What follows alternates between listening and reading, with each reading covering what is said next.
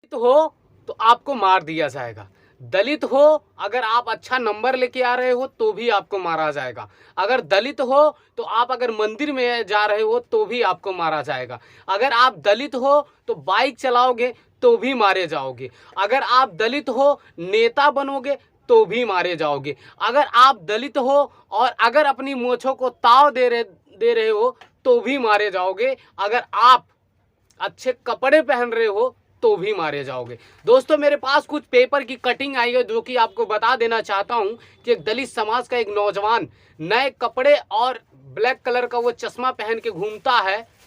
वो मेरे ख्याल से कहीं पे जाता है, किसी गेस्ट के घर पे अपने जाता है, जो कि आपको बता दूं कि उसके नए कपड़े पहनने की वजह से कुछ मनुवादी जो है उसको बड़ी बेरहमी के तरीके से उसकी पिटाई कर देते हैं। उसके साथ साथ आपको बता दूं कि पुलिस वाले भी उसके साथ अन्याय करते हैं और उस दलित भाई को अभी भी न्याय नहीं मिला है। आपको बता देना चाहता हूं साथियों कि जब दलित का बेटा, दलित की बेटी और किसी दलित को मारा जाता है, पीटा जाता है, तो हमारे देश की जो चाटुकार मीडिया है वो सोई रहती है। लेकिन अगर दलित के साथ अन्याय होता है उसको न्याय दिलाने की नहीं बात करते हैं मीडिया के लोग, उसको ये कहेंगे कि दलित की बड़ी बेरहमी से पिटाई कर दी गई।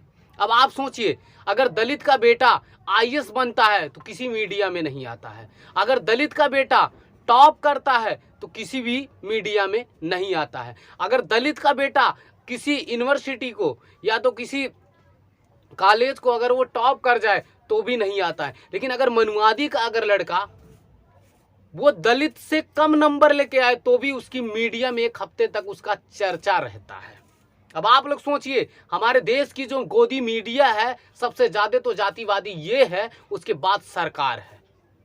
अब आप सोचिए साथियों, दलित सिर्फ नए अपना कपड़ा पहन के घूम रहा था और काला चश्मा पहन के घूम रहा था, किसी की बहन का हाथ तो नहीं न मांग रहा था जो लोग उसकी पिटाई किए।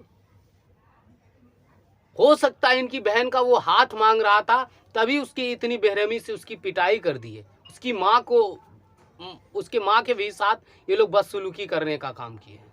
ये कितना ये गलत बात है। और इस देश के अंदर दलित पैदा तो होना, लेकिन एक ही जन्म में कितनी बार दलित मार खाता है, कितनी बार वो मरता है, कितनी बार वो जीता है।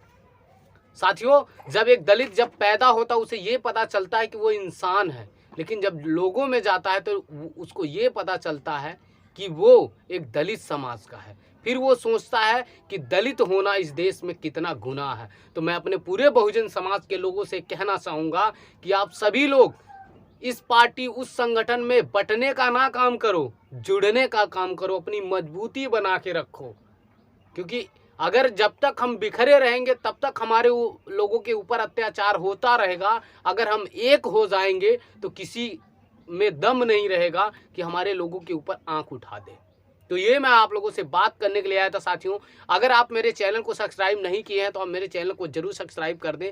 और अगर आप मेरे वीडियो को शेयर नहीं करते तो वीडियो को जरूर शेयर करें, इस भाई को न्याय ताकि मिल सके और इन मनुवादी ताकतों को हमारी औकात पता चल सके। तो आप सभी को मेरा जय भीम। और इन्हें ये बता दीजिए कि बहुजन समाज जो है इतना कमज़ोर नहीं है जो तुम्हारा जुल्म सहेगा। वो बहुजन समाज वो गुजर गया जो तुम्हारा जुल्म सहता था, अब वो बहुजन समाज नहीं रहा जो तुम्हारा जुल्म सहेगा। तो आप सभी को मेरा जय।